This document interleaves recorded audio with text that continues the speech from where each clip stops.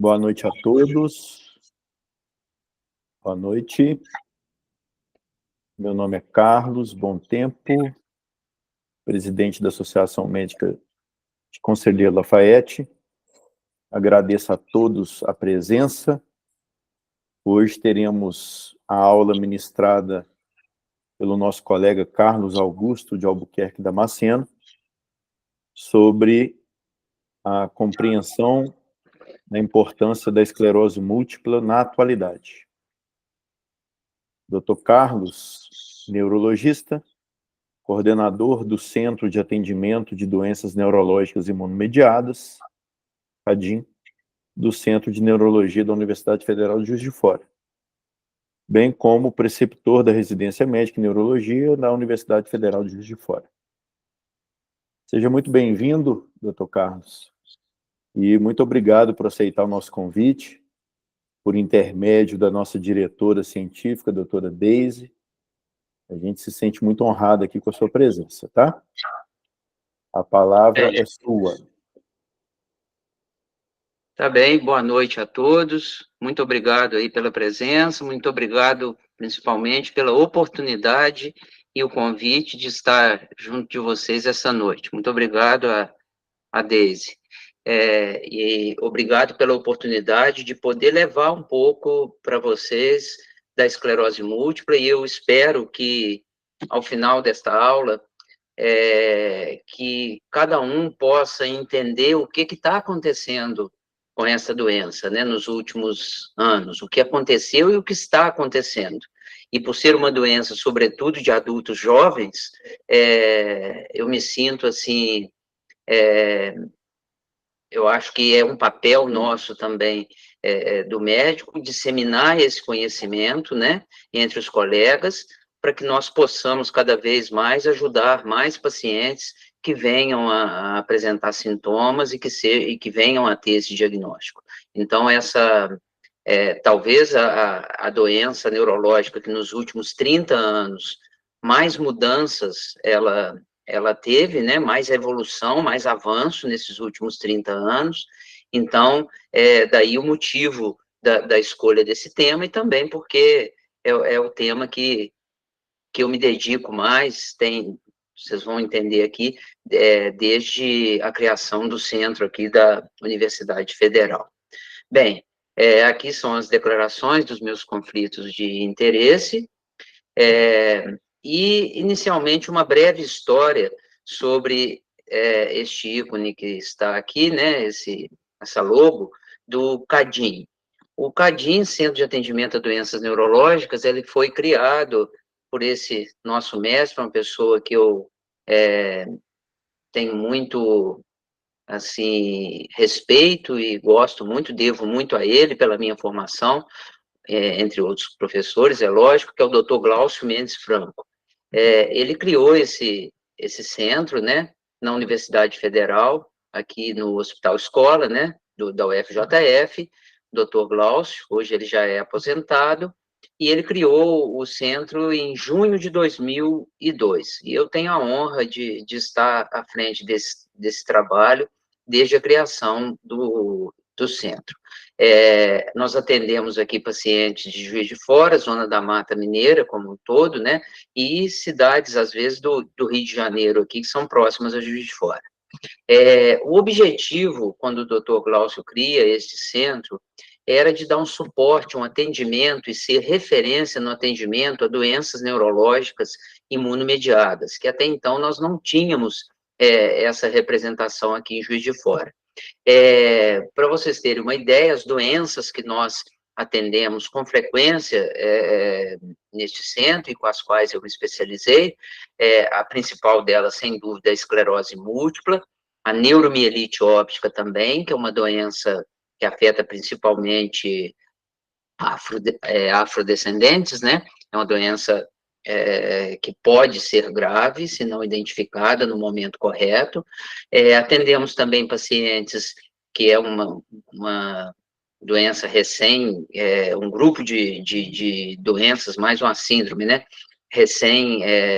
Descobertas, que são as doenças do transtorno MOGAD, que é um anticorpo que vem positivo, caracterizando uma doença um pouco diferente dessas outras que eu disse, quadros de mielites isoladas ou recorrentes, quadro de neurites ópticas isoladas ou recorrentes, entre outras. Então, o foco do nosso atendimento é basicamente este aí. E nós temos também lá a honra de poder participar da formação dos residentes, né? E eles passam pelo nosso ambulatório, que a gente chama de neuroimunologia, e também, desde 2003, a gente é um centro de referência estadual em esclerose múltipla, né? Isso é motivo de muita honra para a gente. Bom, passado aí essa história, vamos traçar aqui o roteiro do que eu separei para a gente conversar nessa noite, né? Primeiramente, eu vou falar sobre o que é a esclerose múltipla, né? Logo em seguida, falaremos o motivo pelo qual ela surge, quais as teorias que nós temos, né? Os dados epidemiológicos da doença, as apresentações clínicas, os sinais e sintomas, da esclerose, como diagnosticar, quais as bases, os pilares do diagnóstico, os princípios do tratamento, né? O contexto atual dessa doença, aí a gente vai fazer um comparativo do que a gente tinha no passado, durante várias décadas, e o que nós temos hoje no presente, nos últimos 30 anos, basicamente, e a importância da conscientização de profissionais da saúde e a disseminação desse conhecimento, que é o que a gente está fazendo hoje aqui, né? Bem, primeiramente, o que é, então, a esclerose múltipla?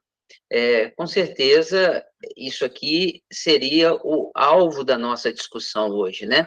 A gente tem aqui uma peça, onde nós temos aqui para localizar o ventrículo lateral, é um corte coronal, né, visto de frente o encéfalo, e ao redor aqui dos ventrículos, nós vemos aqui, ó, essas regiões mais escuras aqui, essas manchas, que são regiões de placas desmielinizantes que ocorreram neste cérebro. Aqui a gente vê a maior delas, ó, esta redonda aqui, que é uma placa de desmielinização. Então, isso aqui vai ser o foco da nossa aula, esta placa de desmielinização, de inflamação que ocorre no sistema nervoso.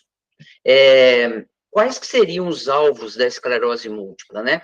Os alvos seriam, basicamente, o encéfalo, a medula espinhal e nervo óptico. Então, ela é uma doença que afeta o sistema nervoso central, ela é restrita ao sistema nervoso central, ela não acomete nervo periférico, ela não acomete outros órgãos, ela vai acometer exclusivamente encéfalo, medula e nervo óptico.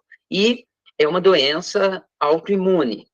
E os alvos no sistema nervoso desta doença são a bainha de mielina, o oligodendrócito e os próprios axônios.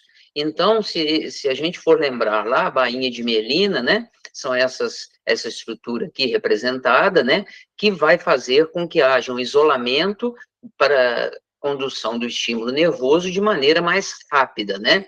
Esta bainha de mielina é um alvo importante da injúria autoimune, e ela ela vai ser destruída, podendo ou não haver um processo de regeneração desta bainha, né?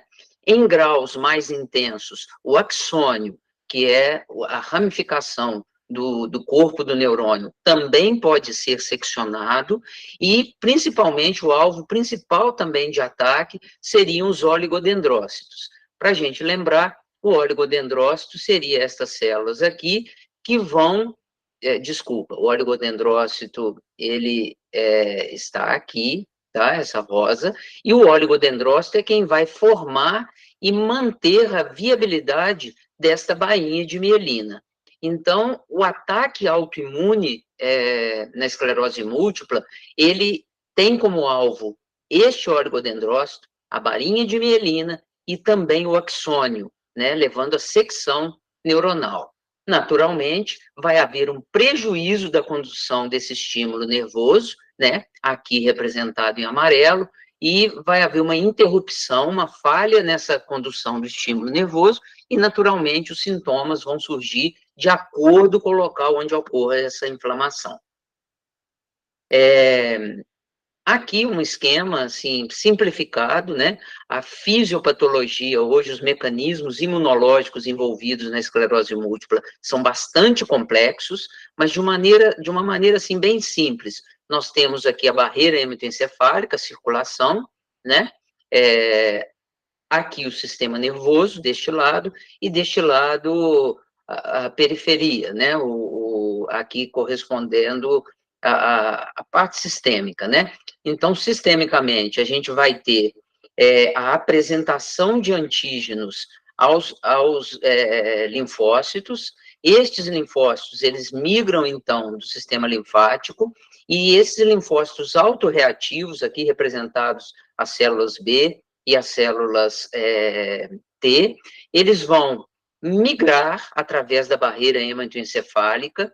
Dentro do sistema nervoso, eles serão novamente reativados, a uma apresentação de antígeno novamente, e isso vai desencadear uma reação em cascata aqui, autoimune, com participação de linfócito B e de linfócito T. E através de produção de anticorpos e citocinas inflamatórias, vai ocorrer, então, a lesão daqueles alvos que nós acabamos de dizer: mielina, axônio e oligodendrócito, ok? Passando para a segunda parte, caso vocês queiram, podem me interromper, fazer alguma pergunta, fiquem à vontade, ok? Tá saindo bem aí? Tá me ouvindo bem, Carlos? Tá tudo ok? Tudo ok. É porque os microfones estão bloqueados. Ok. Caso alguém queira interromper, tem que levantar a mãozinha, tá? Ok, Agora a gente dá tranquilo. preferência para as perguntas no final. Ótimo, tranquilo. Ok, beleza. Vamos lá. Por que surge a esclerose múltipla? Bom, é uma doença autoimune, mas da onde que vem isso? A esclerose múltipla, desculpa, ela é uma doença que tem os potenciais deflagradores da alteração autoimune, né? Ela é multifatorial. Estima-se que agentes infecciosos que entram num sistema nervoso com alguma predisposição genética, isto com a participação de fatores ambientais. Então, a interação entre fator genético, fator ambiental e agentes possíveis infecciosos vai levar a uma resposta imunológica anormal, e isto vai culminar com o aparecimento da esclerose múltipla. E quais seriam estes fatores que até hoje nós já reconhecemos que são potenciais deflagradores da esclerose múltipla? Bem, podemos citar alguns, e aqui eles estão esquematizados. Uma coisa muito importante hoje, que ganha muito campo, né, na gênese das doenças autoimunes, são as disbioses, as alterações da microbiota intestinal.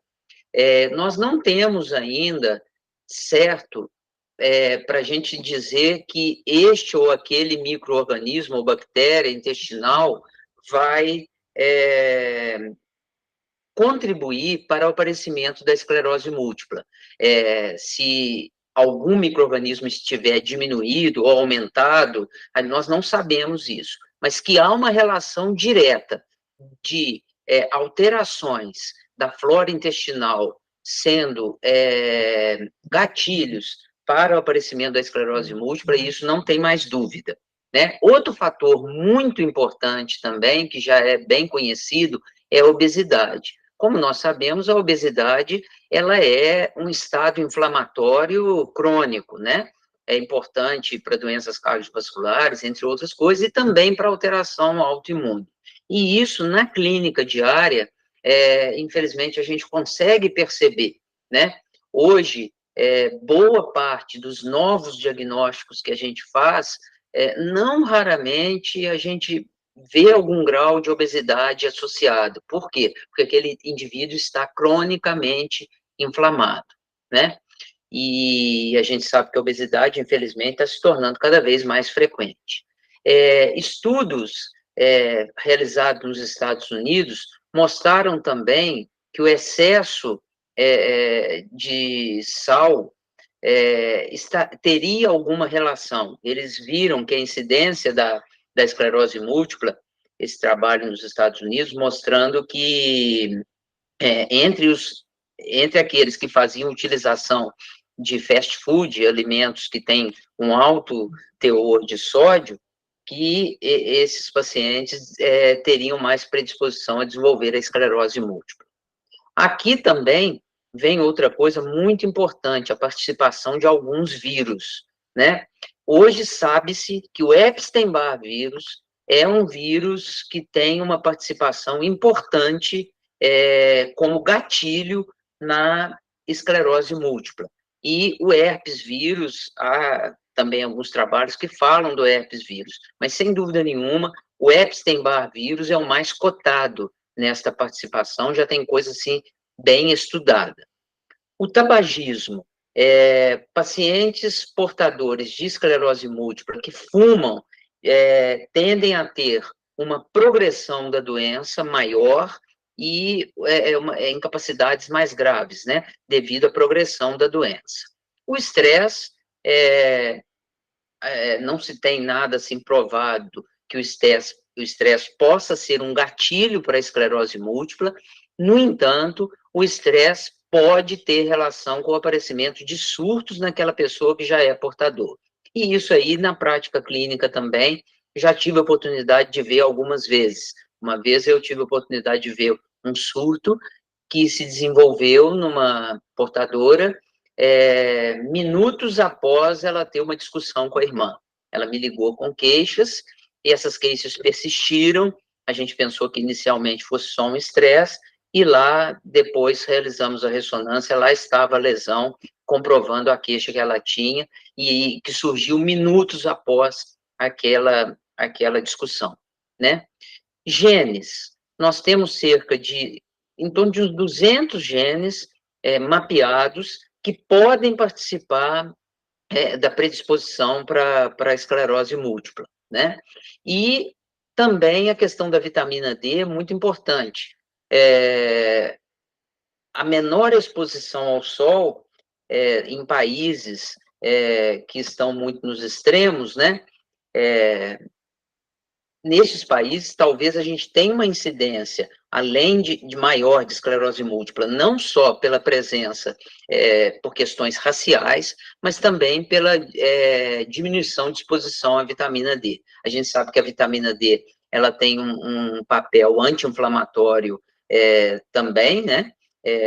Na minha época, quando eu estudei, a gente pensava que a vitamina D teria uma participação mais de metabolismo de cálcio e ósseo, né? E hoje sabe-se que ela tem essa participação imunológica também importante, né? Tanto que nós rotineiramente fazemos uma reposição de vitamina D racional nesses pacientes. Estou dizendo racional porque não há evidência científica nenhuma, assim, não há evidência científica que defenda o tratamento da esclerose múltipla apenas com doses altíssimas de vitamina D. E a gente sabe que existem casos de tratamentos aí à base de vitamina D com doses altíssimas, mas não é o que a literatura recomenda. Recomenda, sim, a reposição racional dessa vitamina. Então, aqui são exemplificados alguns desses fatores ambientais, genéticos e virais que podem, juntos, desencadear, serem importantes para o aparecimento da esclerose múltipla. Bem, dados epidemiológicos, para vocês terem uma ideia tudo bem, mas como que isso impacta, né? É frequente, não é frequente? Quem é mais acometido? Vamos responder com os dados epidemiológicos, então. Como eu já disse, é uma doença de jovens, de adultos jovens, ela predomina principalmente em mulheres, na proporção de 2 mulheres para 1 homem, é uma doença da raça branca, tá? Por isso que em países europeus, em países Canadá, Estados Unidos, a incidência da esclerose múltipla é bem maior do que no Brasil, né? Uma vez que nós temos uma raça mais miscigenada. Mas a esclerose múltipla tipicamente é uma doença do branco, tá? Acomete os adultos jovens, os 2/3 dos sintomas iniciam em 2/3 dos casos entre 20 e 40 anos, no adulto jovem, uma idade média de 32 anos. Então, acomete principalmente jovens na sua fase produtiva, né, ou iniciando a sua fase produtiva. Então, é uma doença que pode ter bastante impacto nesse sentido. Às vezes, ela pode acontecer antes dos 10 anos, em 2% dos casos, e em 5% dos casos ela pode acontecer antes dos 16 anos de idade, mas o comum é entre os 20 e 40 anos. Em 2002, estimava-se que 2,5 milhões de pessoas estariam cometidas com EM. Isso é uma estatística mundial.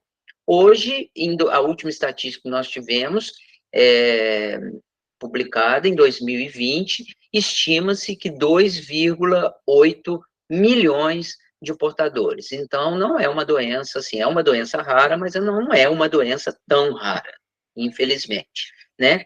A prevalência global estaria em torno, então, de 35,9 para cada 100 mil habitantes.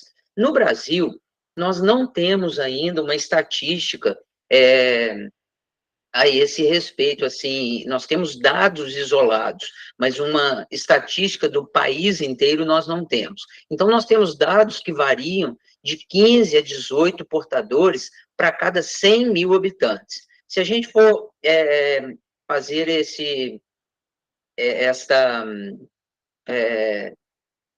essa incidência aqui, essa incidência, de acordo com a população do IBGE, do censo último de 2022, onde nós somos 203 milhões de habitantes, nós teríamos no Brasil em torno de 30 mil a 36 mil portadores de esclerose múltipla, né?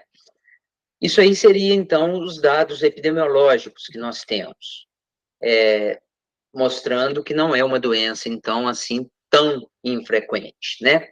As representações clínicas. Então, isso aqui seria uma parte importante da nossa discussão aqui, porque estou aqui com colegas de várias especialidades e é muito comum o portador procurar primeiro não o neurologista, pelo que ele sente. Então, é muito comum às vezes, ir para o psiquiatra, porque está sentindo dormências e vai ser tratado como uma ansiedade, o oftalmo, no caso, devido à perda visual, o ginecologista, por ser o médico da mulher, se for, às vezes, adolescentes, vai procurar o pediatra, né? E, o ortopedista também é muito comum, às vezes está com uma dormência, está com uma fraqueza num membro inferior, aí procura o ortopedista. Então, é importante, eu acho que eventos como esses são importantes para conscientizar realmente a variedade desses sintomas e fazer com que esse paciente seja encaminhado para a neurologia e ter o seu diagnóstico o mais rápido possível, né? Então, do ponto de vista clínico, quais que seriam as apresentações? O perfil clínico compatível com a esclerose múltipla. Primeiramente, os sinais e sintomas são extremamente variáveis, é fácil de entender, uma vez que os locais acometidos pelo processo inflamatório são diversos, e de acordo com o local acometido, nós vamos ter sintomas variáveis. E lembrando que, muitas das vezes, as inflamações são silenciosas, e a gente pode ter a inflamação e não ter sinal clínico nenhum. Todas as vezes, a maneira como a esclerose múltipla ocorre, na maioria das vezes, nós chamamos de surto-remissão, ou recorrente-remitente. O que é isso? Geralmente, os sintomas, eles são agudos ou subagudos, eles instalam durante algumas semanas, às vezes até meses, mas geralmente eles têm uma duração maior do que 24 horas. E a isto nós damos o nome de surto. Este surto, ele pode ter uma melhora espontânea ou através de medicamentos, corticoide principalmente. Esta melhora pode ser completa ou incompleta, parcial, deixando sequelas. Então, isso seria a fase sintomática da doença. Geralmente, após essa fase sintomática, estou dizendo a evolução natural da doença, né? Como que ela ocorre. Vem uma fase, então, de remissão. É um período de tempo variável, nós podemos ter meses ou anos, às vezes, da doença silenciosa, do ponto de vista clínico, que às vezes, na imagem, ela não vai estar silenciosa. E os pacientes passam assintomáticos. Daí, o nome surto, remissão ou recorrente, remitente. Essa é a apresentação clássica da esclerose múltipla. Muitos destes pacientes, quando não tratados adequadamente, às vezes mesmo os tratados, dependendo da fase que aconteceu o tratamento, eles vão ter uma fase lentamente progressiva, ou seja, independente de novos surtos, aqueles sintomas, a perna que ficou um pouquinho fraca com o surto, ela vai piorando um pouquinho mais, gradativamente, sem haver necessariamente uma nova inflamação. A esta fase, quando você tem sintomas lentamente progressivos, e é a fase que a gente tenta não permitir que ela chegue com o tratamento, a esta fase nós chamamos de secundariamente progressiva. E, finalmente, existem pacientes que não experimentam surtos e que eles já começam a sentir sintomas lentamente progressivos. E isto é uma forma mais rara da esclerose que nós chamamos de primariamente progressiva, tá? Essa primariamente progressiva, ela tem algumas, atualmente, às vezes até alguns questionamentos, porque ela poderia representar uma esclerose múltipla que no passado, durante anos, ela teve lesões, só que essas lesões não se manifestaram, não ultrapassaram o limiar clínico, e quando o paciente começa a ter sintomas, ele já está numa fase progressiva, independente dele ter novos surtos. Então, seria uma forma primariamente progressiva, ok? Aqui a gente tem as formas representativas de cada uma dos tipos aqui, das formas de esclerose múltipla. A grande maioria, surto, remissão ou recorrente, remitente, surto, melhorou, surto, melhor, surto, mas já deixou um pouco de sequela. Outro surto deixa uma sequela maior um pouquinho. E essas sequelas, naturalmente, quanto mais lesões encefálicas ou medulares a gente vai ter, mais vai minar o sistema nervoso e essas incapacidades podem ir se acumulando. Aqui, nós já teríamos um paciente que não foi tratado, ele poderá, grande parte desses pacientes, evoluir para uma forma secundariamente progressiva, onde, independente da presença de surtos, vai havendo uma piora lenta e progressiva, às vezes até com alguma atividade inflamatória, às vezes até com algum surto ali no meio, mas ele vai progredindo lentamente essa fase de piora, né? Lembrando que isso aqui vai ser consequência, às vezes, de uma esclerose remitente recorrente que foi tardiamente diagnosticada, ou já foi diagnosticada com muitas lesões, ou não foi tratada, né? Seria mais a evolução natural. Apesar de que muitos pacientes tratados também podem evoluir, né? E aqui a forma primariamente progressiva, que é menos do que 10%, onde vai havendo uma piora lenta e progressiva, às vezes com períodos de pequenas melhoras ou estabilização, mas, no geral, é uma piora progressiva sem a presença de surtos. Bem, este diagrama, então, este gráfico, ele resume tudo isso que nós falamos, né? Em amarelo, nós temos a atividade inflamatória, a inflamação. Vejam que antes de dar o primeiro sintoma, porque essa linha tracejada seria o limiar clínico, nem toda inflamação vai dar clínica, vai dar sintoma. Ela pode não ultrapassar o limiar clínico. Existe na ressonância, mas o paciente está sem sentir. Um belo dia, uma dessas inflamações ultrapassa o limiar clínico. Aí sim aquilo vai corresponder a um surto, mas ela já existia anteriormente. Continuam ocorrendo inflamações silenciosas, até que um dia nós temos o segundo surto, que é aqui representado. E notando que nos primeiros surtos, às vezes, pode não acontecer assim, mas aqui está representado que os surtos não deixaram sequelas. A partir deste surto, já ficou um grau de incapacidade. O verde aqui está mostrando a incapacidade clínica. Com o passar do tempo, a tendência é que essas inflamações venham diminuindo, não é tão frequente aquela carga inflamatória, mas, apesar disso, o paciente pode experimentar a piora da progressão secundária, não havendo tanta inflamação mais. Lembrando que aqui o volume cerebral tende a ir diminuindo, uma atrofia cortical, e lembrando que a perda de axônios, a perda neuronal, vai progressivamente aumentando. Isso aqui, gente, lembrar, né, que é um curso clínico de uma evolução natural, um paciente sem tratamento. Seria a evolução natural da doença.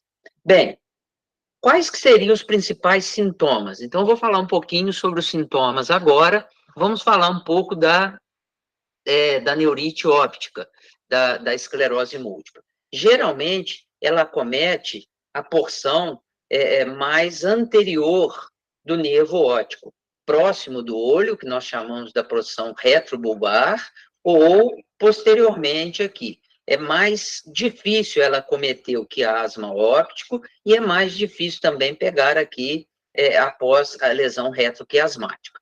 Geralmente, o paciente queixa o seguinte: estou com dor no olho, dor à movimentação do olho e a visão está embaçada. E isso evolui dentro de alguns dias, uma evolução subaguda. Vai piorando, piorando aos poucos, a visão vai ficando cada vez mais turva e a dor à movimentação. Raramente vai levar à cegueira, raramente vai levar à amaurose, né? Geralmente são turvações visuais. Pode levar à amaurose também, mas é mais raro. Geralmente é unilateral. Pode ser nos dois nervos ópticos também, mas geralmente é unilateral e geralmente tem uma boa recuperação, seja através de pulsoterapia ou seja espontânea. Então, esta questão aqui é importante para os oftalmologistas, né? Que geralmente os oftalmologistas estão atentos a isso, né? A possibilidade de uma perda visual com acometimento do nervo óptico, ok? Vamos lá nos acometimentos agora da medula espinhal. Qual que seriam a desculpa aqui é só mostrando o acometimento, a ressonância do acometimento ocular. Aqui, ó, no nervo óptico esquerdo, a gente tem essa região aqui retrobulbar atrás do olho, onde está ali mais intenso, mais branco, é a região onde ocorreu uma inflamação.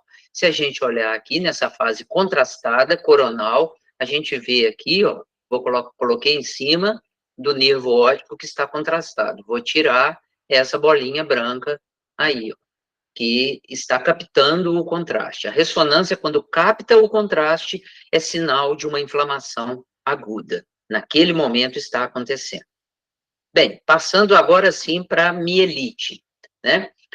Quando há uma inflamação na medula, geralmente ela é também subaguda, alguns dias, e as lesões elas são excêntricas, diferente de outras doenças que pode pegar a seção transversa da medula toda, elas pegam geralmente partes da medula, né? Por isso elas são excêntricas, e são múltiplas, e pequenas, podem ser extensas, mas elas geralmente elas não são aquela mielite grande que vai de cervical até o cone medular, não. Elas são focais e podendo ter várias áreas afetadas.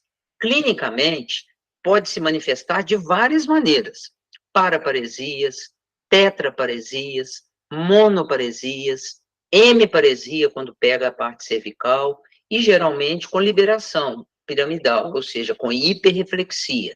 Então, toda vez que a gente tem um paciente que está, principalmente jovem, queixando de diminuição de força nos membros inferiores, ou nos 4 membros, ou uma hemiparesia, a gente tem que pensar na medula e pensar no processo inflamatório, né, da EM. É muito comum dar alterações de sensibilidades. Um sinal clássico também na esclerose, que não é exclusivo dela, é o sinal de Lermite, é quando você tem uma dessas lesões e ao fletir o pescoço, o paciente descreve um choque que desce pela coluna, podendo ir até os membros inferiores e membros superiores também. É como se fosse um choque ao fletir o pescoço. Além disso, é comum esses pacientes terem, às vezes, comum não, mas pode acontecer, depende da gravidade, das disfunções esfincterianas, vesical e intestinal, seja para retenção ou incontinência, disfunção erétil no homem, também pode acontecer, e esses sintomas, por elas serem lesões excêntricas, elas são sintomas mais assimétricos, assimétricos, tá? Podem ocorrer espasmos tônicos, é relativamente comum também, e a recuperação de uma mielite desta pode ser total, pode ser parcial, pode ser espontânea ou após a pulsoterapia, e as sequelas podem persistir. Todos esses sintomas com relação com melhora espontânea, é isso que às vezes é o problema, porque o paciente sente durante algumas semanas, melhora e não procura atendimento médico. Ou aquilo passa como uma ansiedade, passa como um sintoma transitório. Por quê? Porque é o caminho natural da inflamação. Vem o processo inflamatório e ele regride naturalmente. Isto é perigoso porque pode atrasar o diagnóstico desse paciente. Então, aqui seriam todos os sinais, vocês veem que são sinais, assim, bastante variáveis, né? E depende do nível acometido, se é cervical, torácica ou mais baixa, né? Do acometimento medular, tá? Lembrando que isso aqui pode significar, se ficar alguma sequela, pode trazer grandes alterações num paciente jovem, né? E, infelizmente, a gente vê isso, paciente jovem com disfunção de esfíncter, com disfunção erétil, com monoparesias, infelizmente, a gente acaba vendo isso, né? Aqui são as imagens, ó. Esse pontinho aqui com a seta e aqui com a outra seta, ó. Os pontinhos brancos na medula cervical, vista de lado, um corte sagital, mostrando essas duas áreas de inflamação. Aqui, já na medula torácica, ó. Um ponto aqui, outro aqui, outro aqui. Quando a gente faz o corte axial, mais ou menos esse esquema, a gente vendo aqui, ó. Esse pontinho branco aqui da seta está mostrando a área inflamada. E quando nós fazemos o contraste, se a gente tiver diante de uma lesão aguda, a gente vai ver essa captação do contraste, esse halo ao redor da lesão. Aqui nós temos a captação branca aqui, e aqui embaixo também. Provavelmente, pela maneira que está aqui, uma mielite mais importante, aguda. Passemos agora para as lesões encefálicas. quais os sintomas que a gente vai ter, né, caso ocorra uma lesão encefálica. Teremos déficit motor, déficit sensitivo, geralmente de mediado, com liberação, com sinais de hiperreflexia, como se fosse um AVE, né, um paciente com uma hemiparesia ou distúrbios de sensibilidade. Se acometer o cerebelo ou o tronco, nós poderemos ter incoordenação motora, tremor postural, tremor de ação, alteração de fala. Se acometer o tronco cerebral, poderemos ter nistagmo, poderemos ter visão dupla, diplopia, poderemos ter vertigem. Todo jovem que apresentar um quadro de vertigem, né, a famosa labirintite, a labirintopatia, esse jovem não é uma doença comum do jovem. É bom que esse jovem faça uma ressonância, né? Temos que ter atenção nisso aí. A neuralgia do trigêmeo, aquela dor lancilante que existe, né? Com choques na região da face, a própria paralisia facial, tudo isso aqui, alterações quando ocorrem inflamação no tronco.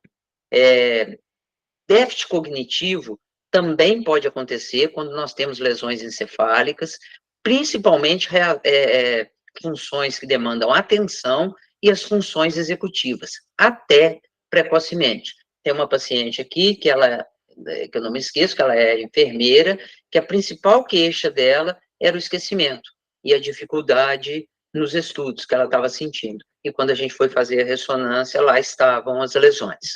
Epilepsia é muito rara, e déficit focal cortical também é raro.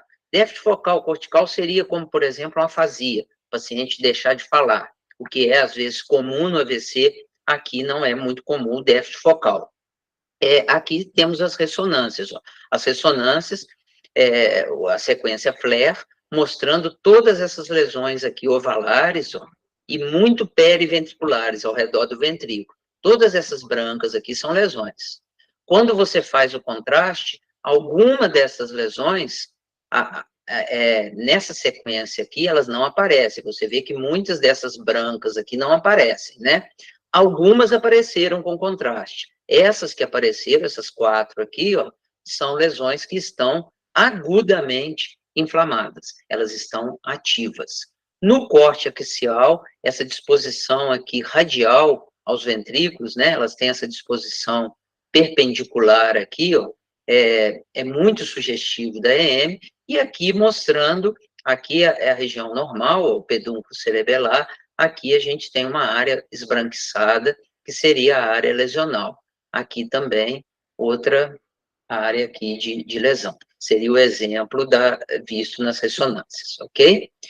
Bom, então, seria o quadro clínico. Vamos passar agora para o diagnóstico, né? Tudo bem, como que é feito o diagnóstico? Existe um marcador para a esclerose múltipla, um marcador biológico para a esclerose múltipla? Não, não existe. Não existe um exame que, por si só, vá nos dizer isto é esclerose múltipla. O diagnóstico, ele é formado através de critérios que nós utilizamos uma série de dados e vamos montando um quebra-cabeça. E, ao final, nós vamos ter esse diagnóstico confirmado ou não.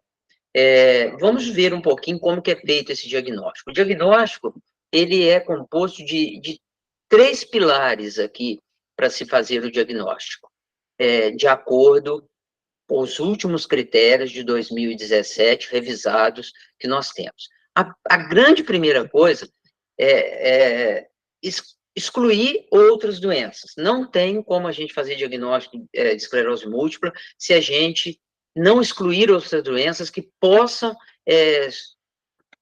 justificar o quadro. Quais outras doenças que podem simular a esclerose? Várias doenças reumatológicas, o lúpus é uma delas, né?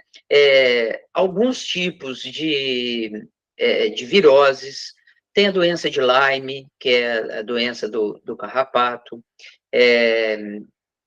temos a anti-aquaporina 4, né, que é um autoanticorpo visto na neuromielite óptica, que às vezes pode dar confusão.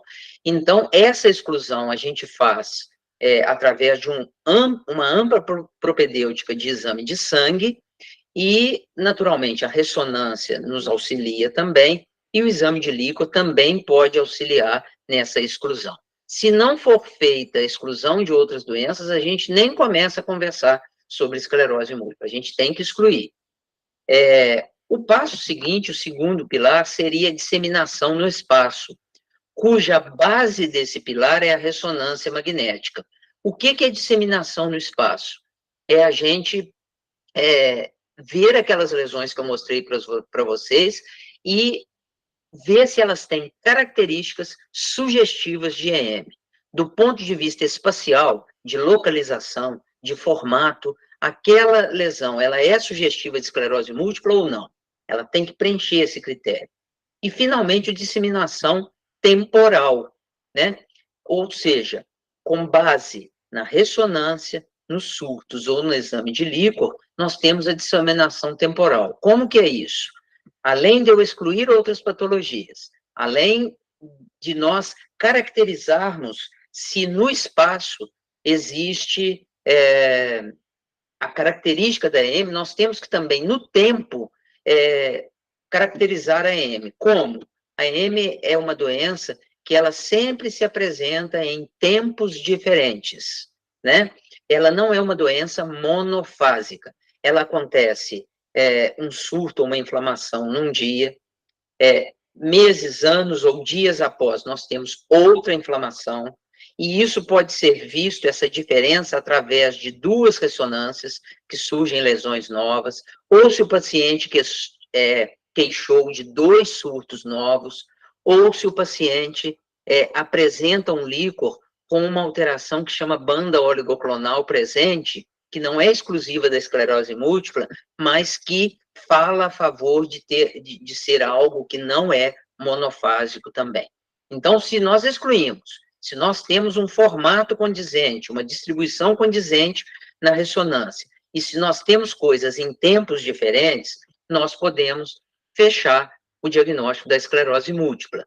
E, com estes critérios aqui, de 2017, e utilizando isso aqui, a gente tem um diagnóstico mais precoce, com maior sensibilidade e mais específico. E isso vai fazer toda a diferença para a gente ter o tratamento precoce e um melhor prognóstico para esses pacientes, né?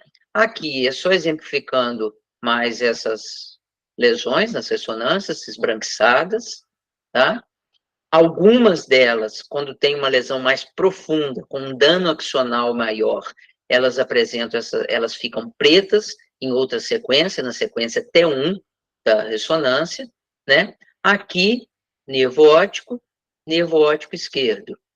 Este nervo óptico aqui está branquinho porque ele tem uma neurite óptica ali. E aqui, as lesões com distribuição radial perpendicular, né? No corte sagital. Aqui é exemplo dessas lesões captando contraste, aqui uma forma mais agressiva da doença, onde a gente tem um dano axonal maior, porque tem muita lesão escura aqui, que a gente chama de buracos negros, ou black holes, e outras captando contraste. Isso aqui já mostra para mim, isso aqui tudo é contraste, ó. Contraste captando é tudo lesão ativa, ó. Aqui, aqui, aqui, aqui.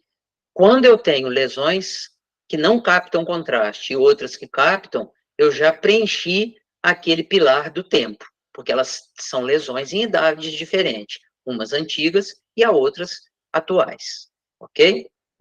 Aqui, exemplos também, uma medula aqui muito acometida, todas essas áreas mais esbranquiçadas aqui, desculpa, que eu estou mostrando aqui, ó, aqui, aqui, aqui, são lesões, né, desmelinizantes.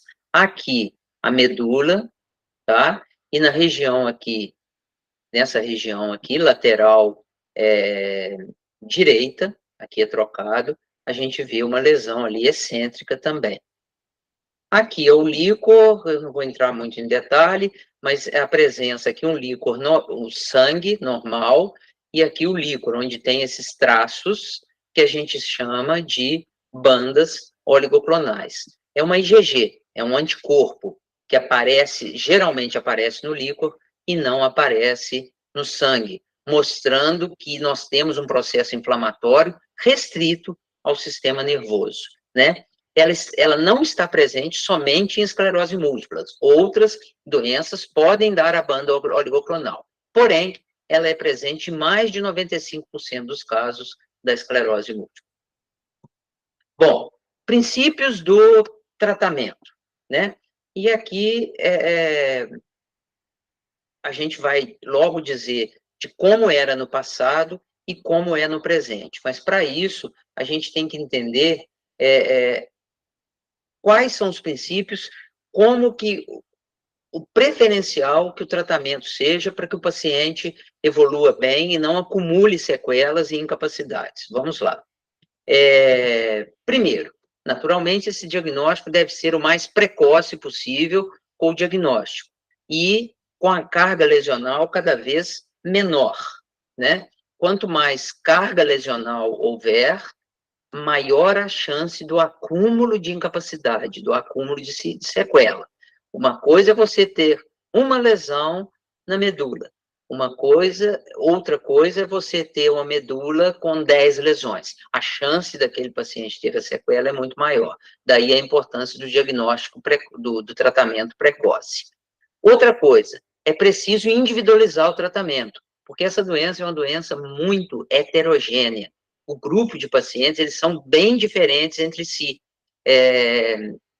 Não dá para a gente, por exemplo, o doutor Antônio está aí, eu acredito que se a gente pegar aí pacientes diabéticos, jovens, diabetes tipo 1, ao final de 30 anos de diabetes, se eles não estiverem muito bem controlados, a chance, pode ser que eles vão estar, assim, muito parecidos. A EM, não. Ela é extremamente heterogênea. A gente tem formas mais brandas, formas mais agressivas, formas que respondem a um tratamento, outros respondem a outros tratamentos. Então, é necessário individualizar esse paciente para escolher o melhor tratamento para ele. Outro princípio importante é se a gente vai fazer um tratamento escalonado ou um tratamento de alta eficácia, ou terapia de indução de cara, né? O tratamento escalonado é aquele que você começa com medicamentos de eficácia mais moderado e você vai melhorando a eficácia desses medicamentos caso a doença, principalmente na ressonância ou clinicamente, não haja um controle. Dependendo do paciente, já é indicado você entrar com uma terapêutica de alta eficácia de cara e não escalonar este quadro, né? A gente vai escalonar quando o paciente, quando a ressonância permitir isso. Num paciente como aquele que eu mostrei, com uma carga lesional elevada, esse paciente tem que ir logo para uma terapia de alta eficácia. E a terapia de indução são medicamentos que a gente utiliza para se fazer como se fosse um reset imunológico. Você, entre aspas, destrói o sistema imune, zera, né, bem a imunidade, para que seja reconstruído um novo sistema imunológico e talvez com características não patológicas. Seria mais ou menos isso. E boa parte, você faz esse tratamento, às vezes, anual, faz uma vez, uma aplicação daí mais um ano, e muitos desses pacientes permanecem durante anos e anos livres de qualquer atividade inflamatória. Outro princípio importante do tratamento é ter cuidado com a inércia. A inércia terapêutica é o seguinte, é a gente achar que está tudo bem, acomodar e deixar o paciente tomando, às vezes, aquele medicamento de eficácia mais moderada, sem um acompanhamento criterioso. E, às vezes, o paciente está silenciosamente piorando e há uma acomodação, às vezes, de paciente e de neurologista. Isso não pode acontecer. A gente tem que saber o momento certo de melhorar, de otimizar esse tratamento. Outro princípio importante é conhecer, né, os medicamentos, o potencial de eficácia de cada um desses medicamentos. E vocês vão entender aqui para frente do que eu estou falando. e, naturalmente, saber manejar e vigiar os possíveis efeitos colaterais. Porque, naturalmente, vocês já devem ter imaginado que uma terapia dessa de indução tem lá os seus efeitos colaterais e os seus riscos. Então, a gente tem que estar muito atento com o manejo disso tudo e colocar bastante na balança, de um lado, a doença e, do outro lado, o risco do tratamento e ver o que a gente vai escolher naquele momento. O planejamento familiar, se a paciente, muitas são mulheres, se ela deseja engravidar, a gente tem que fazer esse planejamento também, ver qual a terapêutica que a gente vai usar, e, finalmente, algo que, infelizmente, às vezes limita o tratamento, é o acesso à medicação, porque nem sempre a gente vai conseguir ter acesso à medicação, são medicações de alto custo, a gente pode não ter acesso àquela medicação, dependendo do caso, a medicação que a gente escolha. E nós temos, boa parte desses medicamentos são fornecidos pelo SUS, né? E tem uma parte que é fornecida por convênio, né? A gente tem basicamente 2 medicamentos que são fornecidos pelo convênio e não são fornecidos pelo SUS hoje. E tem um que vai ser incorporado recentemente no SUS, que nós não temos no convênio ainda. Então, esses seriam os princípios, né, para a gente tratar esses pacientes. Bem, agora, finalmente, o contexto atual, eu acho que essa parte aqui, já entendido o que é a esclerose múltipla, onde ela ocorre, como ela ocorre, quais são os sintomas, como que a gente tem que pensar no tratamento, eu acho que isso aqui seria a parte, talvez, mais importante, que seria de conscientizar os colegas como que isso mudou, né? Porque, às vezes, como nem todos tiveram oportunidade de ter contato, às vezes, com essa doença, pode ficar uma ideia, nossa, esclerose múltipla é uma doença muito grave, coitado desse jovem, coitada daquela família, e não tem, o tratamento não vai melhorar, esse paciente vai ficar incapacitado. Os próprios pacientes já chegam com o principal receio deles, é o quê? Doutor, eu vou para a cadeira de roda.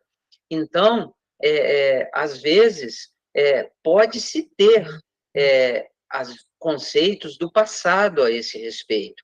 E eu quero mostrar para vocês o presente, aonde que nós estamos, para a gente ver que nós temos recursos, ok? E eu acho que esse é o principal motivo da gente estar aqui reunidos.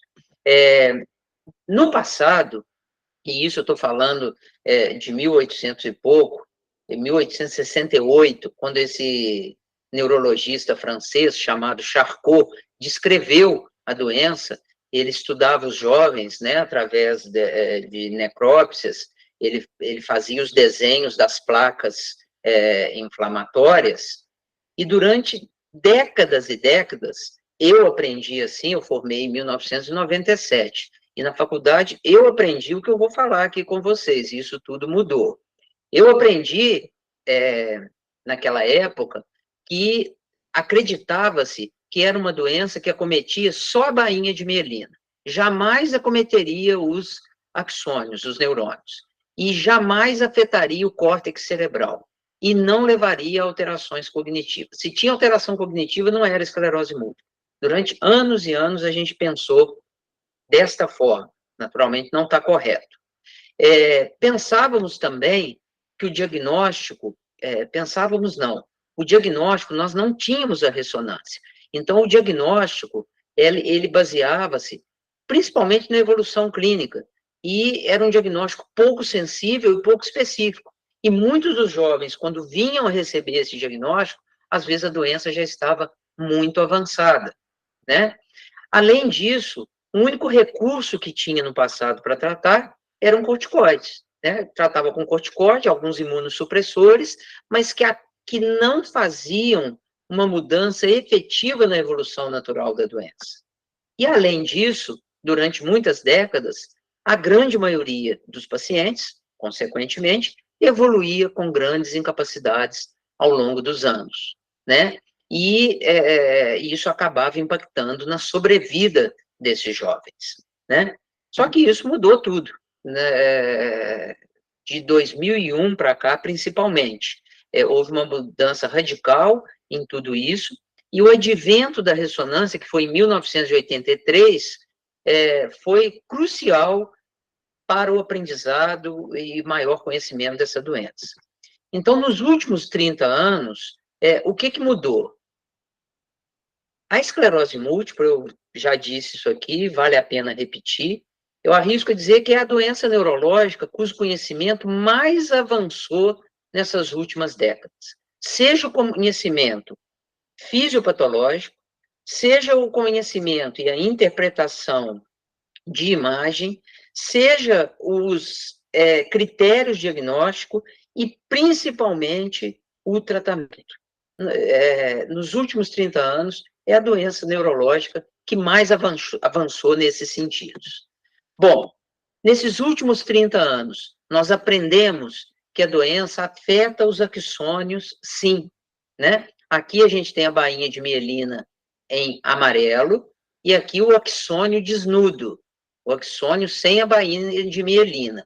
E quando ele sofre uma transecção, dá esse ovoide aqui, ó. Aqui foi um axônio que foi seccionado.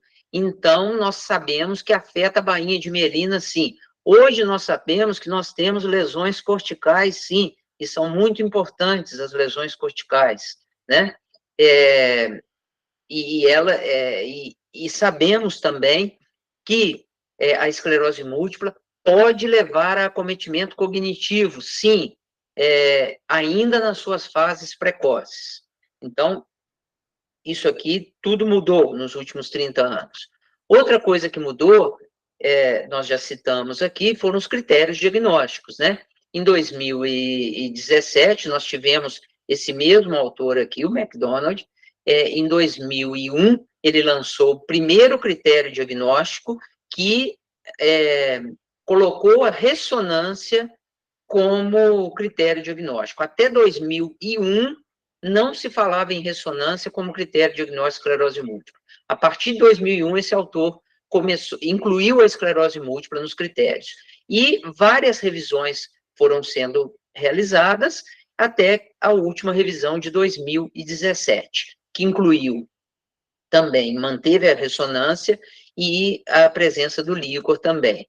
O que é o importante desses critérios diagnósticos? São aqueles 3 pilares que nós falamos. É tornar o diagnóstico mais sensível e mais específico, né? E a sensibilidade quer dizer ser mais precoce, né? E o advento da ressonância, sem dúvida nenhuma, mudou a história dessa doença, com certeza. Desde o primeiro medicamento, e como que a gente está falando de coisa nova, né, gente? O primeiro medicamento aprovado para o tratamento da esclerose múltipla foi o interferon beta-1b, em 1993, foi a sua aprovação. De lá para cá, várias terapêuticas surgiram, e vocês poderão ver aqui, eu fiz uma seleção aqui uma seleção não, eu reuni aqui todos os tratamentos para vocês terem uma ideia. Então, nós temos os tratamentos que a gente diz de primeira linha, mas gosto mais de dizer que seriam medicamentos de uma eficácia mais moderada, não seriam os medicamentos mais potentes, e são justamente os primeiros. Esse aqui é interferon, esse é interferon, este é interferon, este é o acetato de glatirame. Todos de uso subcutâneo. O SUS fornece eles. Posteriormente surgiu esse aqui oral, mas que tem uma eficácia também moderada, não é de uma eficácia excelente, né? E tem aqui esse Kiendra, que é o Ciponimod, que é utilizado nas formas mais em outras formas de esclerose múltipla, mas que esse aqui é bem recente, tá? Não tem no SUS e também não tem nos convênios. Posteriormente, surge 2 orais que ainda são muito utilizados. O fumarato de dimetila, que era o Tecfidera, hoje eles usam o genérico que o SUS fornece, e o fingolimod. Os dois são formas orais, são comprimidos, que já têm uma eficácia melhor do que estes aqui. Depois nós temos um injetável, que é feito uma vez por mês, que é o natalizumab, o Tisabre, droga excelente, é venoso uma vez por mês. A partir de aqui já são terapias de alta eficácia. Estes aqui que eu mostrei são terapias de eficácia moderada, sendo que os dois orais são melhores. O natalizumab já é uma terapia de alta eficácia. Logo em seguida, tivemos aqui o Ocrevus, que é o ocrelizumab. Tudo isso aqui é anticorpo monoclonal, né, gente? O natalizumab, o ocrelizumab e o ofatumumab. Esses dois aqui, eles também são drogas anti-CD20, né? Eles diminuem linfócitos marcados com CD20, diminuem não, eles vão zerar esses linfócitos, né? Uma eficácia também excelente. Esse aqui é subcutâneo mensal, este aqui é venoso de 6 em 6 meses. E, finalmente, aquela terapia que eu disse, que é feita a terapia de indução, como se fosse o reset imunológico, que tem um exemplar aqui, que é a cladribina, que é oral, e este aqui que é venoso, que é o alentuzumab. Então, nós, de 1993, partimos, né? Aqui tem uma linha do tempo, nós partimos de uma doença que não tinha tratamento específico que mudasse verdadeiramente a sua evolução natural, nós partimos para essa série de medicamentos até hoje, sendo que a gente tem alguns ainda em fase 3 de pesquisa, né? Lembrando que estes que eu coloquei aqui, que eu marquei, nós não temos no Brasil, mas a grande maioria nós temos, né? E aqui um gráfico que mostra as consequências de toda essa evolução da doença. Este gráfico aqui, ele mostra o impacto do tratamento no diagnóstico, tratamento tardio e o não tratamento. Na vertical aqui, nós temos, nesse eixo, o curso natural da doença, onde se um paciente não for tratado, com o passar do tempo, ele vai atingir um grau de incapacidade, muito possivelmente. Se você trata esse paciente, mas de maneira tardia, seja pelo diagnóstico tardio, seja porque ele ficou muito tempo assintomático, você já tem uma diminuição aqui da incapacidade com o passar do tempo. E se você trata precocemente no diagnóstico, um diagnóstico mais precoce, nós já vamos ter um grau de incapacidade bem menor, né? Esses pacientes portadores de EM, hoje, eles podem ter uma vida normal? Sim, muitos têm. Nós temos médicos, residentes, fono, psicólogos, engenheiros, esportistas, atletas, eles conseguem ter isto, né? E, naturalmente, você tem aqueles que, infelizmente, adquiriram algum grau de incapacidade, mas tem uma boa quantidade desses pacientes que mantém um estado funcional adequado ou próximo do normal ou normal, né? Este mesmo gráfico, trocando para o início de terapias de baixa eficácia e de alta eficácia, né? Se você inicia precocemente, mas inicia, às vezes, um caso mais intenso, com uma terapia de baixa eficácia, com o passar do tempo, você pode ter um grau de incapacidade maior. Se você inicia com uma terapia de alta eficácia, você vai ter, com o passar do tempo, uma incapacidade, um grau de incapacidade menor, né? Bem, o resumo é que esses tratamentos alteram positivamente o prognóstico da doença, sem dúvida nenhuma, com um menor ou nenhum acúmulo de incapacidade com o passar do tempo, melhorando qualidade de vida e sobrevida desses pacientes. O impacto é extremamente positivo. E, finalmente, a importância, né, da gente estar aqui reunido hoje à noite e ter essa oportunidade de levar um pouquinho desses novos conhecimentos sobre a esclerose múltipla. Eu entendo que disseminar esses conhecimentos, né, sobre a esclerose, e principalmente a possibilidade do tratamento, tirar aquele estigma de que é uma doença, às vezes, que não tem tratamento e que o paciente vai ficar incapacitado. Eu acho que uma das principais mensagens da aula seria essa, né?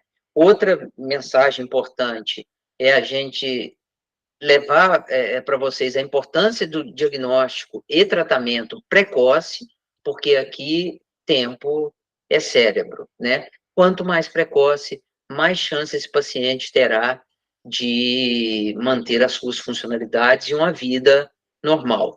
E quando nós disseminamos esses conhecimentos, eu acho que a gente está fazendo o nosso papel como agente de saúde, né?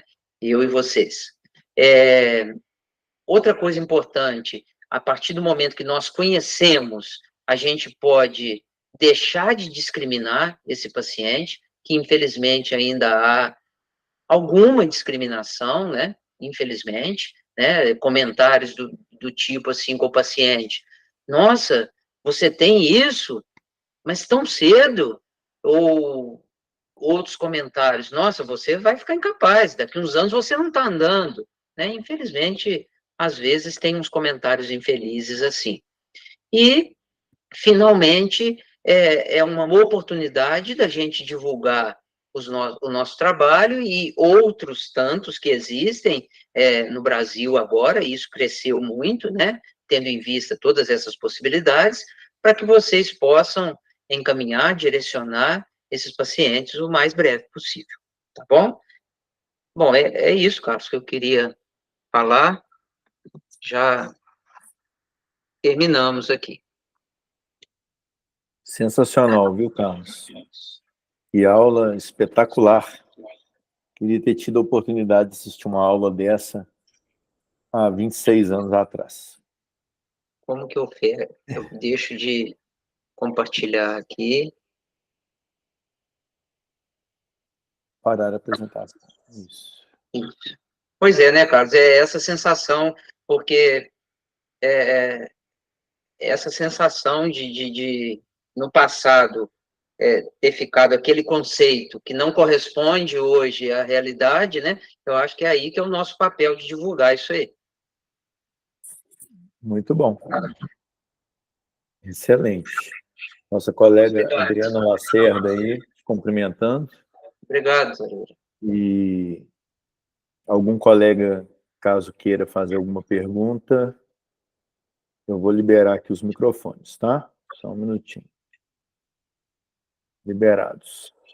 É só pedir a palavra e abrir o microfone. Eu acompanho, eu sou reumatologista. Nossa, mãe, então a gente está junto. E tem até um centro de terapia assistida e acabo recebendo pacientes, sobretudo pacientes com neurite óptica, sabe? Sim. Então eu vejo o quanto é importante o oftalmologista estar antenado, porque eu tenho uma impressão, mas aí é um viés, né? Porque eu recebo esses pacientes do oftalmo. A neurite óptica como manifestação de abertura, né, do quadro clínico. Né? Exato, E aí o oftalmo está nos encaminhando o mais rápido possível, eu acabo recebendo o paciente para fazer metilprednisolona. Sim. Aí eu vou te perguntar a minha dúvida, né? Muitos Certo. pacientes chegam com manifestação exclusivamente oftalmológica, não tem nenhum sinal de comprometimento de outras estruturas.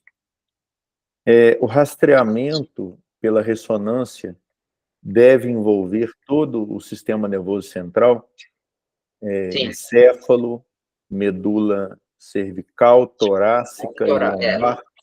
A lombar não precisa porque a gente vê o cone medular ali no finalzinho da torácica, mas o recomendado é fazer o neuroeixo, encéfalo, cervical e torácica, né? E até porque o Olavo está aí, ele certamente conhece, abrindo um pouco o leque da neurite óptica, existe a neuromielite óptica, e no nosso meio ela é frequente.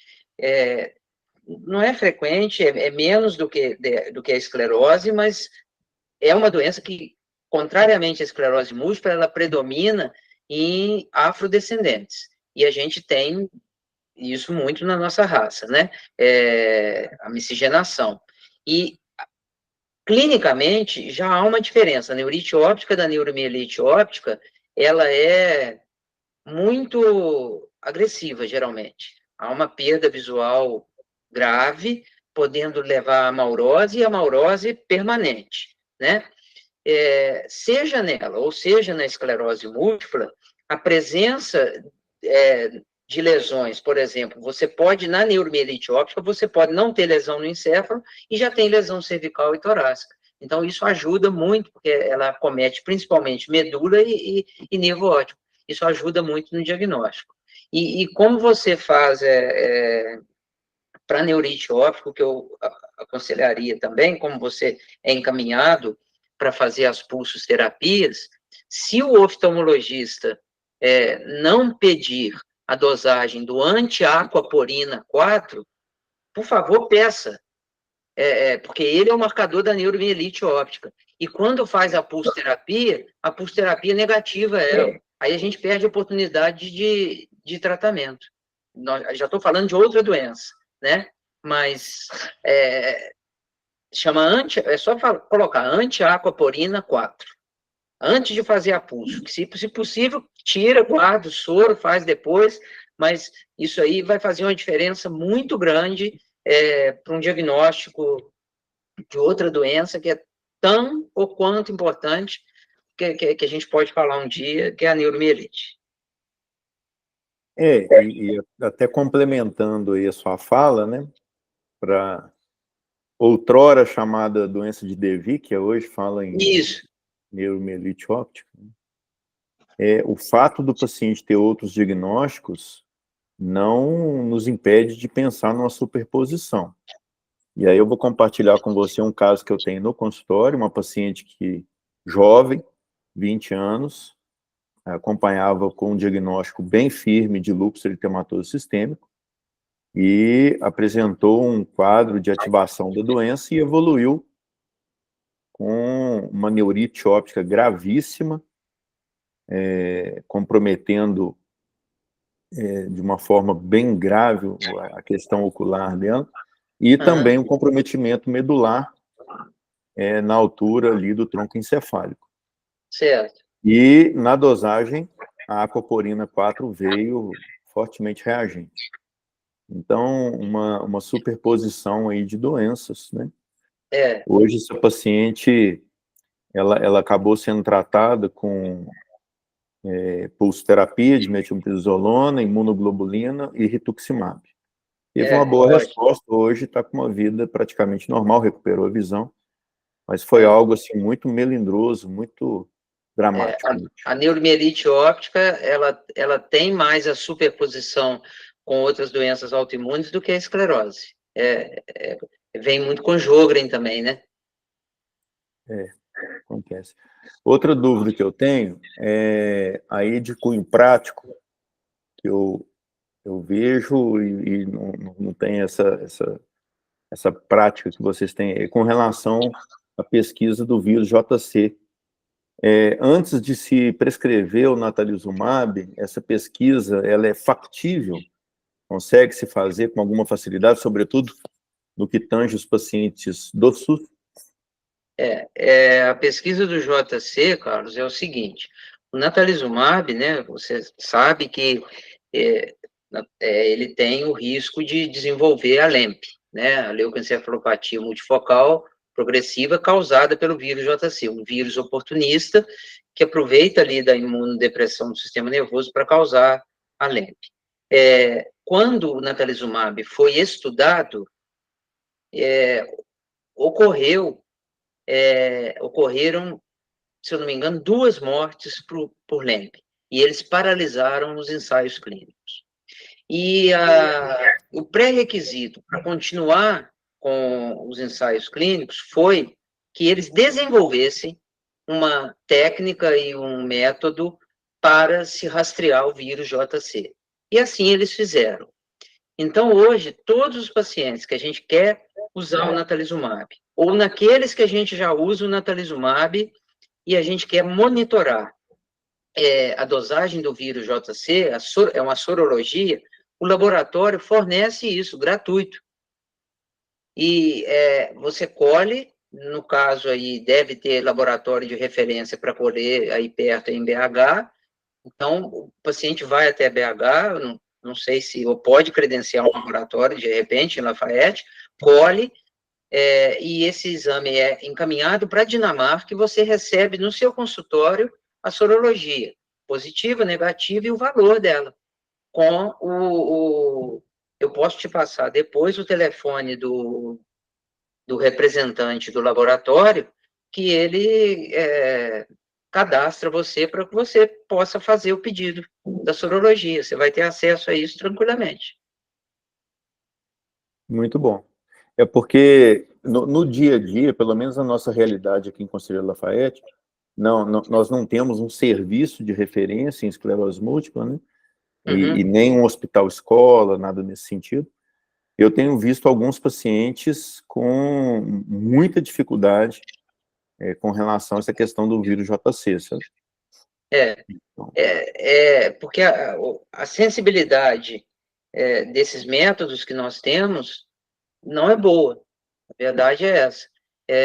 Eu já vi colegas pedirem o PCR na urina e no sangue para polioma vírus. Porque ele é um polioma vírus, né? Então, aí pede PCR. Se tiver positivo e tudo, aí considera-se como portador. Mas o recomendado mesmo, pela literatura, é esse exame, que é gratuito e você pode ter acesso tranquilamente. E o fato de não fazer a pesquisa do vírus JC contraindicaria formalmente a prescrição do natalizumab? Pois isso aí, formalmente, não. Porque se você tiver ele positivo, teoricamente, o risco da LEMP são após o segundo ano de uso, né?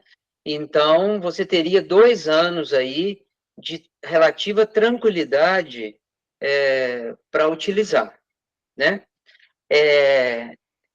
Onde, se o índice dele for pequeno, o risco é igual de quando ele é negativo. Se o índice, o valor, for maior da sorologia, o risco é mais elevado um pouquinho, mas ainda assim é pequeno, no primeiro e no segundo ano. Então, existem serviços que fazem o natalizumab e pedem o vírus JC depois, né? Teoricamente, não está errado. Aí vem uma conduta muito pessoal. Vou te falar o que eu faço. Eu já usei muito, quando nós não tínhamos recurso, eu já usei muito natalizumab em pacientes com vírus positivo em altos índices, mas eu não tinha o que fazer. Segurei isso até 2 anos e aí troquei a terapêutica pelo que tinha. Hoje, no meu entendimento, se eu tenho um índice de JC elevado, eu me sinto mais, eu preciso passar isso para o paciente, explicar para ele, ainda que pequeno, quais são os riscos da virose, né? E eu não me sinto muito confortável em utilizar um medicamento que vai ter um risco, sendo que eu tenho outros, como o ocrelizumab, que a gente não vai ter esse risco, e com efeito igual ou melhor. Então, eu sempre peço, eu não gosto de iniciar sem o vírus, sem a dosagem, e se o índice é alto, eu fico mais confortável hoje de partir para uma outra terapia, tá? Mas não está errado o que você disse, tá certo. Pessoal, eu estou monopolizando aqui. Quem quiser intervir, levanta a mão aí. A gente vai abrindo aí para outras pessoas, tá? Maria Inês, pode falar.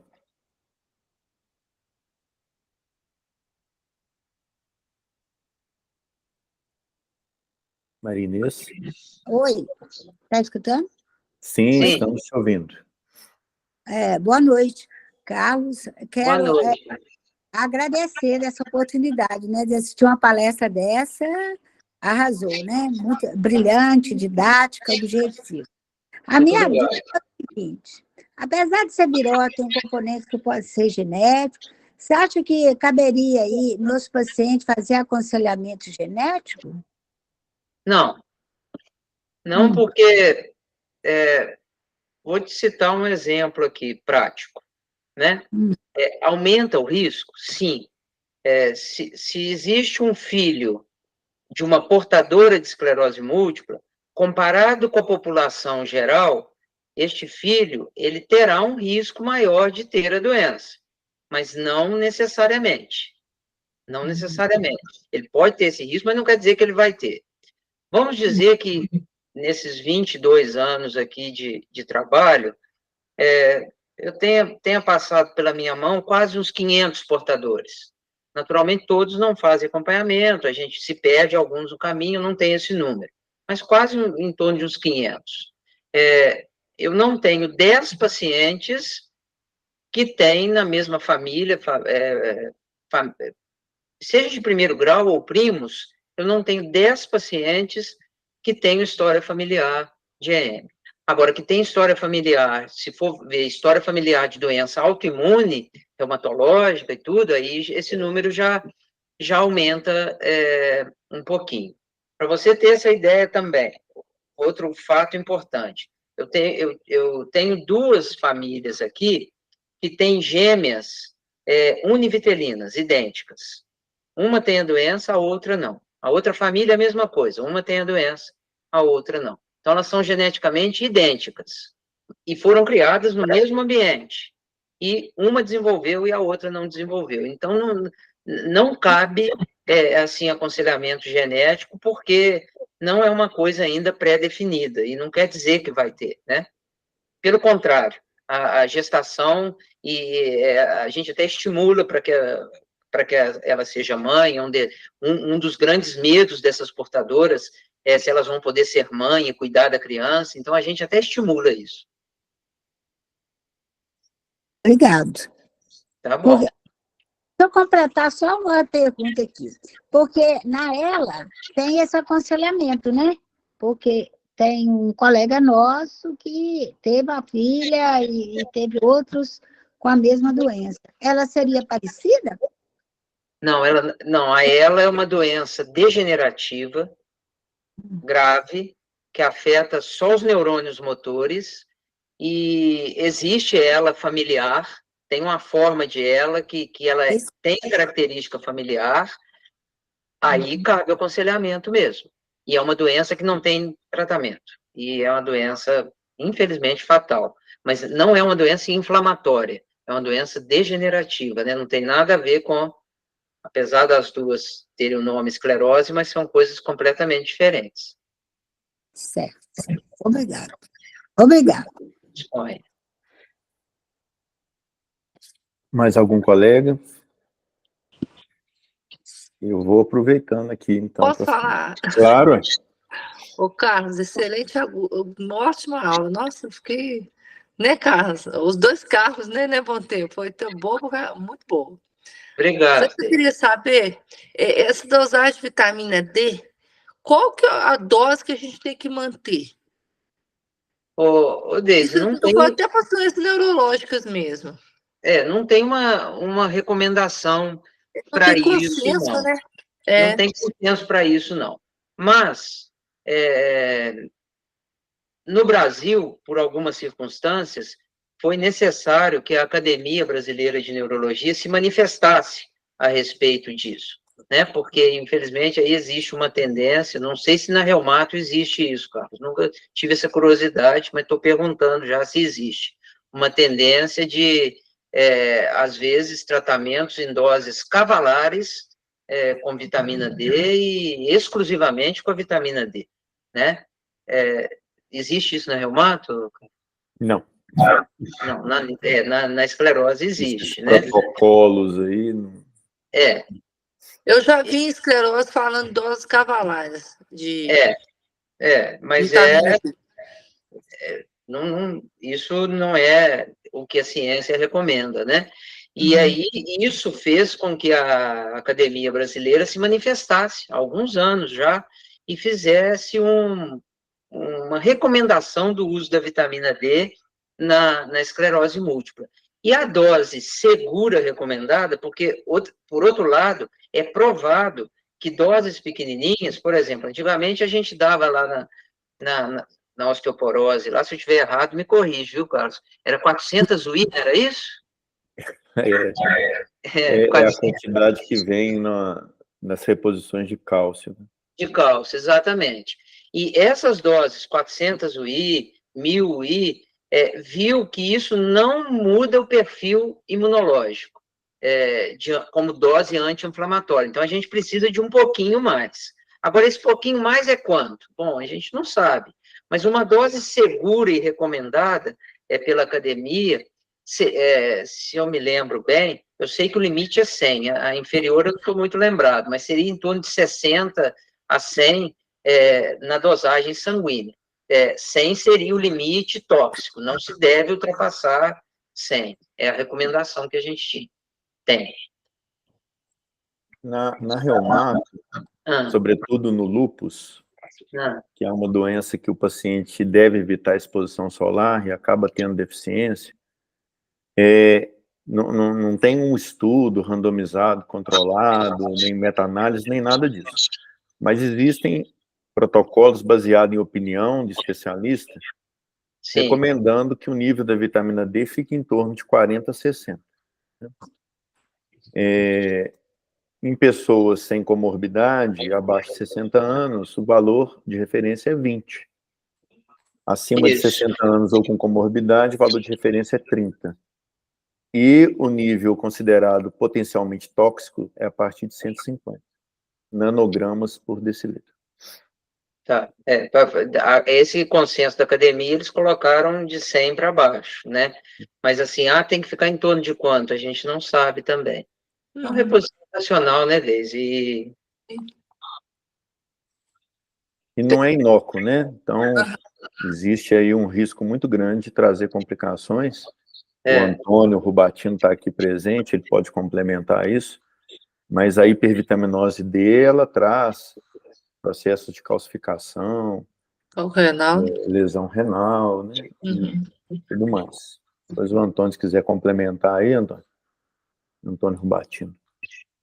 Mas o que a gente vê muitas vezes, Carlos, dentro dessa linha integrativa, né, nada contra, mas alguns colegas, eles acabam exagerando aí, abusando, né, nessas indicações que não há uma fundamentação, né, para isso. E, assim, é muito curioso, porque eu vejo um contingente grande de pacientes que buscam esse tipo de tratamento, né, chamado tratamento alternativo, né? Com uma ilusão de que não vai trazer problema, né? Que é natural, enfim. Exato. Essas coisas. Exato. Quem quiser se pronunciar aí, ô Antônio, se manifeste aí, por favor. Estão me ouvindo, meus amigos? Sim. Bom, então, primeiro, cumprimentar nosso presidente da Associação Médica, do Carlos Botempo, em nome do qual eu cumprimento todos os colegas que estão aí juntos, né? E ter o prazer hoje de receber nosso amigo Carlos Augusto, te dar os parabéns, meu amigo, pela sua apresentação tão didática. Obrigado, Antônio. Tão clara, sabe? Para nós que não somos especialistas, né? Foi muito esclarecedora mesmo. E aí entrou o tema da vitamina D, né? E o tema da vitamina D, ele percorre desde questões não científicas, né? Que a gente vê muito hoje em dia, né? Protocolos, né? Supostamente milagrosos, com grande quantidade de vitamina D, mas que não encontram respaldo científico.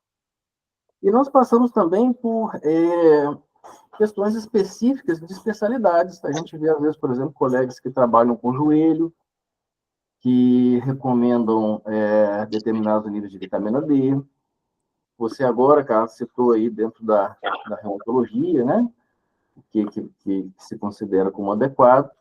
O que a gente sabe é que, para nós, né, endocrinologistas, Isso agora teve um congresso europeu que está dando uma guinada nesse assunto, o Congresso Europeu de Endocrinologia, mas até então se considerava que os níveis acima de 20 para a população geral seriam suficientes e que grupos especiais se beneficiariam de níveis acima de 30, como as gestantes, os portadores de osteoporose, pacientes acima de 65 anos, portadores de doenças desabsortivas, né, cirurgia bariátrica, outras doenças intestinais inflamatórias, inclusive, que não haveria benefício, a princípio, com níveis acima de 60, que inclusive alguns trabalhos realizados com queda, né, de paciente,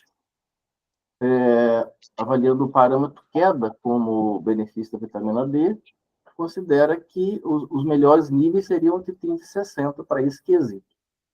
Agora, o Congresso Europeu de Endocrinologia, ele estaria propondo agora quase que uma revolução nesses conceitos, pelo menos na parte da endocrinologia, né?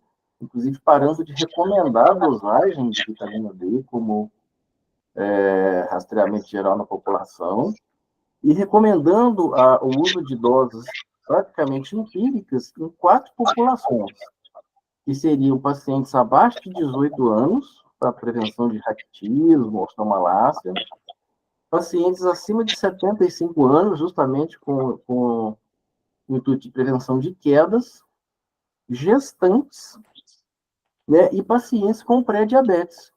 E para cada uma dessas indicações, dosagens diferentes, prescrições de dosagens diferentes, né? Mas a gente ainda está digerindo essa suposta diretriz, mas já existe publicação sobre isso, né? Então, o que me chama a atenção na vitamina D é isso, como é que ainda não há um consenso geral, inclusive entre as diversas especialidades. E acho que a gente precisava de caminhar um pouquinho junto mais nisso aí, né? Verdade. E essa questão, Antônio, a hipovitaminose D na infância e na adolescência, parece que, como participação para EM, fez mais diferença do que a hipovitaminose já na fase adulta, entende? É nessa fase que parece que faz mais diferença. Pois um dado que, para mim, me surpreendeu na sua apresentação, eu não sabia realmente, de como jovens, né, são os pacientes de EM, né? Eu ainda imaginava que era uma faixa etária um pouquinho mais à frente, mas chama a atenção da gente para realmente suspeitar em pacientes jovens com sintomas neurológicos, às vezes inespecíficos, né? Como você tão bem colocou aí, meu amigo, viu? Mas excelente. Eu tenho alguns pacientes menores do que 18 anos. Não é raro. Muito interessante.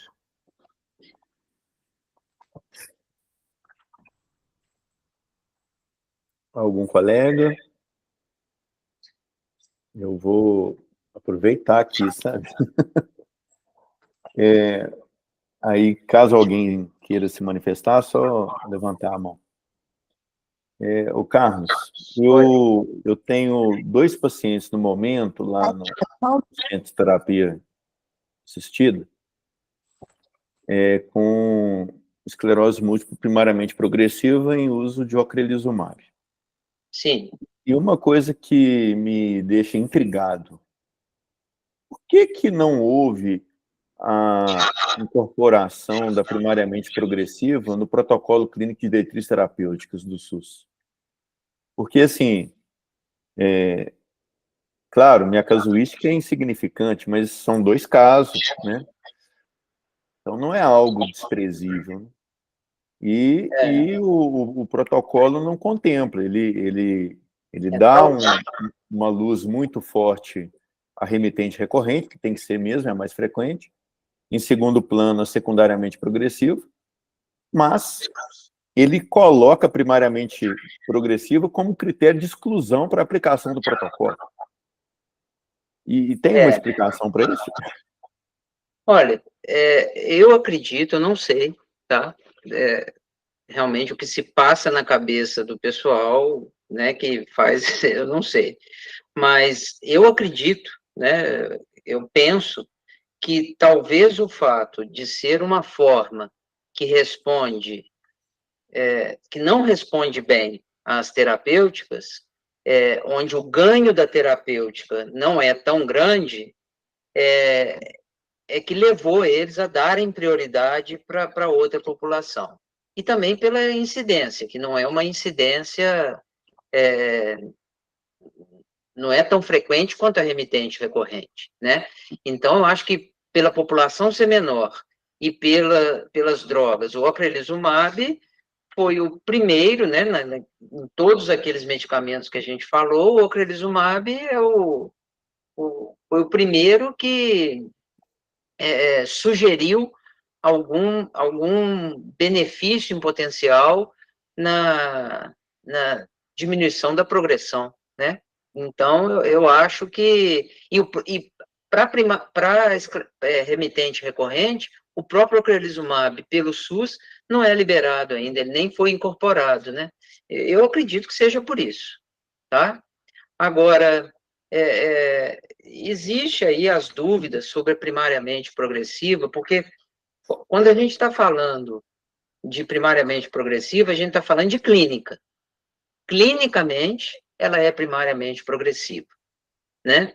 Mas será que essa doença, um dia, ela foi, do ponto de vista de imagem, ela não atingiu o limiar clínico, mas surgiam lesões inflamatórias em tempos diferentes, em locais diferentes, isso não foi gerando sintomas, e um belo dia, a carga lesional maior, esse paciente começa a desenvolver o sintoma progressivo daquilo que ele adquiriu, ou seja, uma progressão sem atividade inflamatória.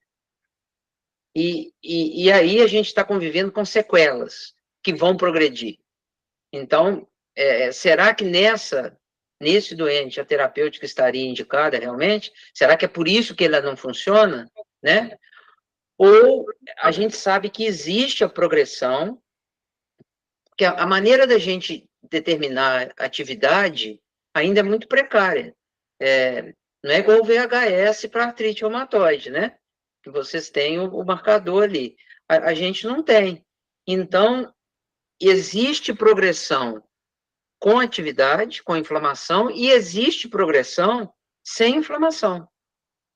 Se tiver alguma inflamação ali subjacente, pode ser que o tratamento ainda traga algum benefício. Se não tiver progressão subjacente ali, o tratamento talvez não traga tanto benefício. E hoje, ainda é difícil a gente saber o neuromarcador dessa progressão. Existe agora na ressonância a presença de um halo de ferro, halo paramagnético, anel paramagnético, desculpa, que pode ser um indicativo de uma fase crônica que está em atividade. Existe os neurofilamentos, que pode ser um marcador de atividade também, mas essa parte tem sido muito estudada, essa questão da progressão da EM, com ou sem atividade. Mas eu acredito que a pobreza de dados ou de melhora do paciente com as terapêuticas é que deve ter feito eles não incorporarem isso ainda. Eu acredito, não sei. Muito bem. Alguém se manifesta?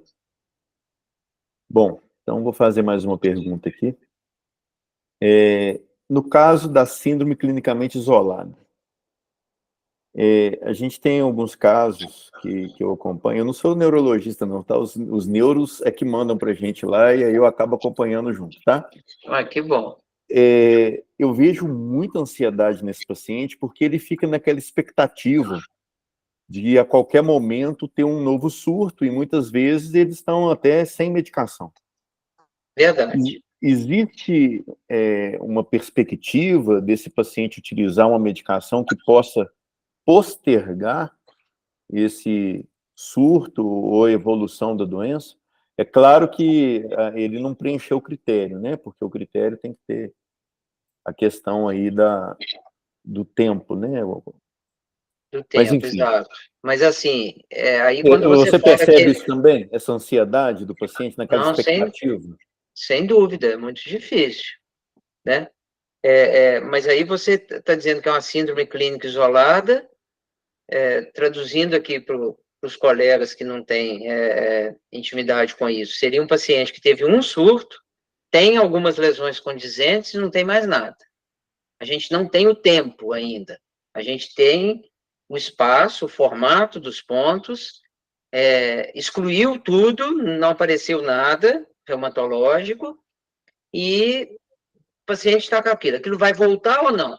Vai existir o tempo ou não? Quando eu tenho isso, eu chamo de uma síndrome clínica isolada. Existe a síndrome clínica isolada de alto risco de conversão. Se ela tiver algumas características, ela tem um alto risco de conversão. Aí esse paciente merece ser tratado. Agora, quando você está falando da síndrome clínica isolada, aí que não está em tratamento, você está falando daquele paciente que ele tem uma ressonância ou duas com as mesmas lesões, nenhuma captou contraste. E não teve outro surto clinicamente identificado. E banda oligoclonal no líquor? Eu tenho visto pouco os colegas utilizando essa ferramenta, sabe? Pois essa ferramenta tem que ser utilizada. Porque se você tem um paciente com uma síndrome clínica isolada e você faz um exame de líquor e ele tem a presença de banda oligoclonal, a banda oligoclonal preenche o tempo. A chance desse paciente vir a desenvolver outros sintomas é grande. Esse paciente, teoricamente, ele já tem que ser tratado. Só dando uma dica, porque a banda oligoclonal ela depende muito de método. Ela tem que ser feita por um bom método. Tem um laboratório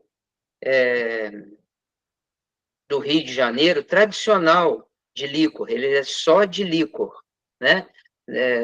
Eu conheço o dono dele, o Carlos Otávio, então, o que eu estou fazendo aqui não é propaganda, não, é ciência. E eles são excelentes no que eles fazem. Eles já estão há mais de 30 anos no Rio, assim como tem laboratórios de líquor excelentes também em São Paulo. Mas aonde que eu quero chegar? Este laboratório de líquor abriu uma filial em Belo Horizonte, pertinho de vocês. E eles fazem a banda oligoclonal da maneira que tem que ser feita, muito boa. Então, às vezes, uma boa opção aí para vocês encaminhar esse paciente para o laboratório Neurolife em Belo Horizonte. Excelente. Onde é feito um líquor de padrão. Não só para esclerose múltipla, para tudo, para demência, para tudo. Muito bom. Neurolife. Neurolife. Eu posso te passar o telefone eu não tenho o telefone de BH, mas eu posso te passar o telefone do Rio e você consegue o telefone. E posso te passar o telefone também do representante para te ajudar com o vírus JC. Já dei um Google aqui e já encontrei. Aqui, meu caro. Alguém quer se pronunciar? Caso contrário, nós vamos agradecer imensamente o nosso colega Carlos Augusto Damasceno, compartilhar o seu profundo conhecimento conosco, né? Só agradecimento mesmo. Espero que a gente tenha oportunidade de conversar sobre outros assuntos. E seja muito bem-vindo aqui à Associação Médica. Muito obrigado por ter aberto as portas para mim e para os portadores, indiretamente, né? Para a gente poder ajudar a disseminar esses conhecimentos e cada vez mais ajudar os pacientes. Muito obrigado mesmo pela oportunidade. Excelente, meu caro. Uma boa noite. Bom descanso com você. Obrigado a todos. Tchau. Tchau, filho. Boa noite. Tchau. Boa noite. Tchau. Boa noite. Muito obrigada. Parabéns. Tchau, Adriana. Boa noite, Carlos. Você brilhou. Muito obrigada. Obrigado. Tchau, muito obrigado. Boa noite, Carlos. Tudo de bom para vocês aí. Obrigado. Boa noite, É. Carlos. Oi, Luiz. Obrigada. Tudo bem? Você também está aí. Obrigado. Vamos aí. Pelo Então tá. prestígio. Tá um Tchau. prazer te ver. Parabéns pela aula, tá? Obrigado, Luiz. Tchau, então, né? Boa noite, foi ótimo.